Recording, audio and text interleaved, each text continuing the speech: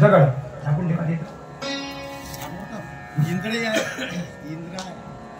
आहे म्हटलं. आहे ना. नंतर सांगतो. पहिल्यांदा हा प्रकार टाकून देऊ मग ती कथा हो. म्हणून निघाले राम लक्ष्मण विश्वामित्र. त्या ठिकाणी एक दगड होता दगड. आणि तो दगड भगवान राम जेव्हा त्या दगडाच्या जवळ आले आणि दगडाच्या जवळ येतात रामाच्या पायाचा स्पर्श दगडाला झाला. दगडाला होता बरोबर. त्या दगडाचे 2 भाग झाले आणि त्या 2 भागातून एक स्त्री उत्पन्न झाली. बोला अहिल्या माता की.